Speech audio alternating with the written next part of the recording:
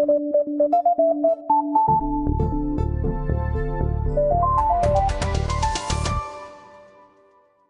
oil industry prepares to drill off the coast of northern Alaska. I'm Peter Latman reporting for Business Day Live. We'll hear later from Clifford Krause about what it took to get access to Arctic oil reserves. And Louise Story brings us an interview about a new era in shareholder activism. But first, I'm joined by Michael de la Merced with the latest on Facebook. Hey, Michael. Hey, Peter. Thanks for being here. So here we are almost a week after Facebook's IPO, and people are still talking about it, and the controversy is still swirling. What's the latest?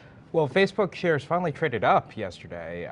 They're still well below their offer price. They closed at 32 flat yesterday, and Facebook had actually priced its IPO at 38. So a lot of people are still thinking it's a bit of a disappointing offering. Yeah, okay, and now you're starting to hear from regulators and investors who bought into the deal and say that there was some unfairness associated with the offering. What's going on there? Sure. So one thing that's emerged is something that actually happens in a fair number of IPOs, is that Facebook told some research analysts, about 20 or so, about they gave a little more detail as to how their revenue growth was slowing a little bit. They were having some trouble with mobile. Before the IPO? Correct. Yeah, a couple So of days. this is big investors like Fidelity or Capital Research, big institutions that run mutual funds knew ahead of time that Facebook's revenue was slowing. That's right, because the research analysts went to their clients and told them, hey, we're lowering our forecasts. And if you're Fidelity, you might say, well, then I don't want to buy 10 million shares on the offering. I want to buy only 2 million shares on the offering. That's right. But if you're a dentist in Kansas City buying or putting in for Facebook stock on, say, E-Trade, you don't have access to the same information. That's right. And the funny thing is that the regulations allow this. Analysts can go and talk to just their clients. They're under no obligation to tell the wider public what they've learned. So is this discrepancy now making regulators raise their eyebrows and asking themselves, should this be the rule?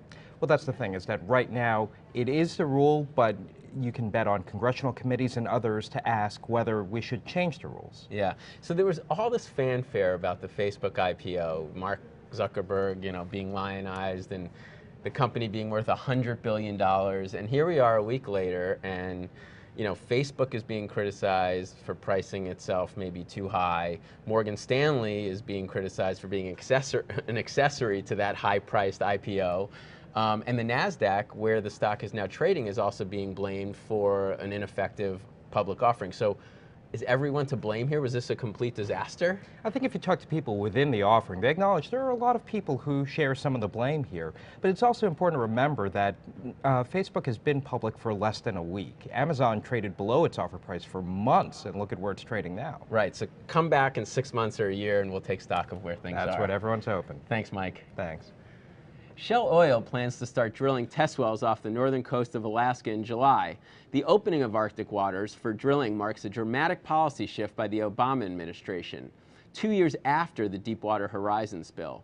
Clifford Krause reports on why Shell spent $4 billion for a chance to penetrate the last domestic oil frontier.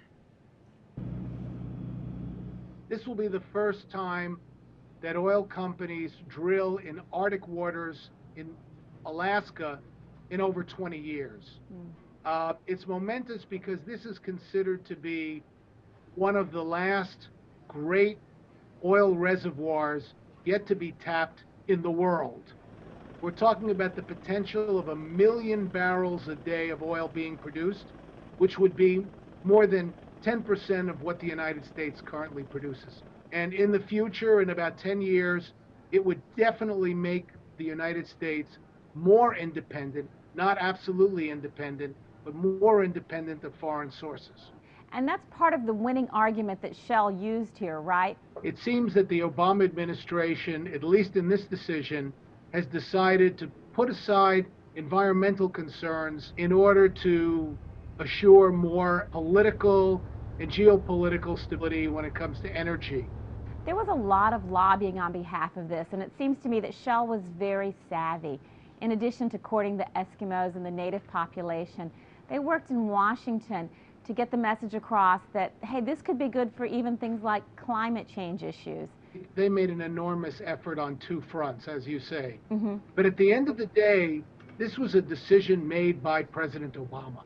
So we're assuming that Shell is the first, and it's starting with these test wells, but then others will presumably want to follow. Yeah, there's a line. They've been having auctions, the federal government, and already Statoil and ConocoPhillips are in line. They've let Shell take the lead. Unless there is a last-minute gambit that stops them by the environmental community and the courts, and at this point that looks like it will not be successful, Shell will proceed, and then the other oil companies will follow suit in the next 2 years. Even after the Deepwater Horizon accident in the Gulf raised great concerns about how safe drilling of various types can be, and I recognize this is a different type of drilling, it's not so deep, but do we have confidence that we could handle a spill on ice, for example, or in these kinds of weather conditions?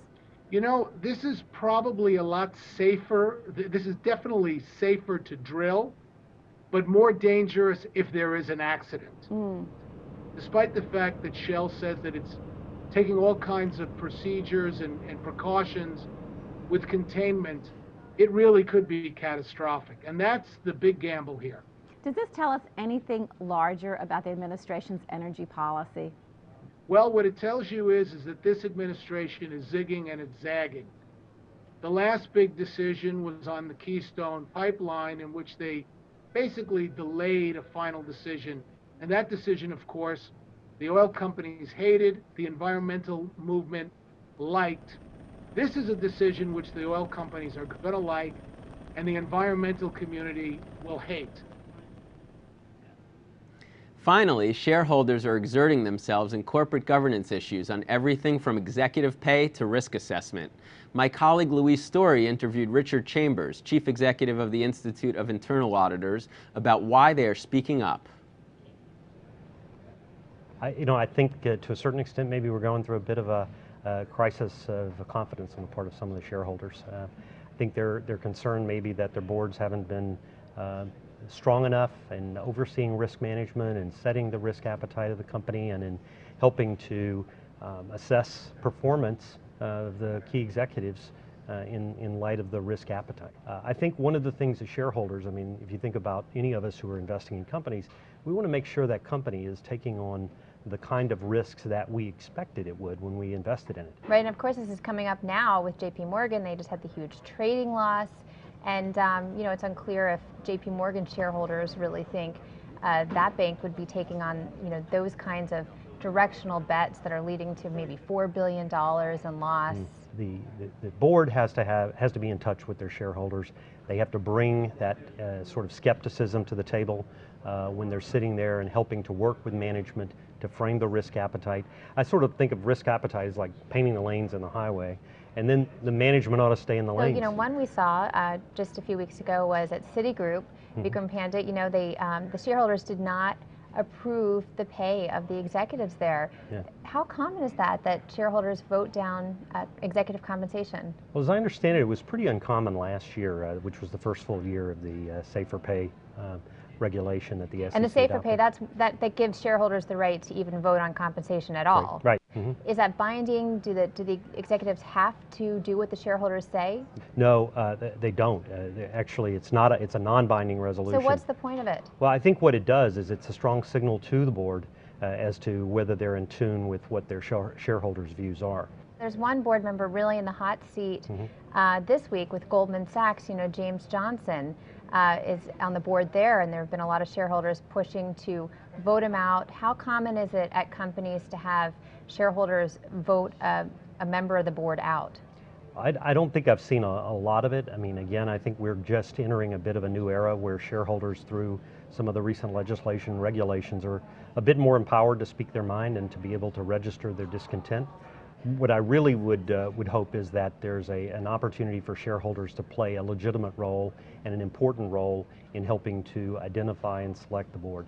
If shareholders feel confident that this is a board that they elected and that board shares some of their perspectives about how the company should be run, I think you're going to find that confidence will translate into support for decisions that board makes.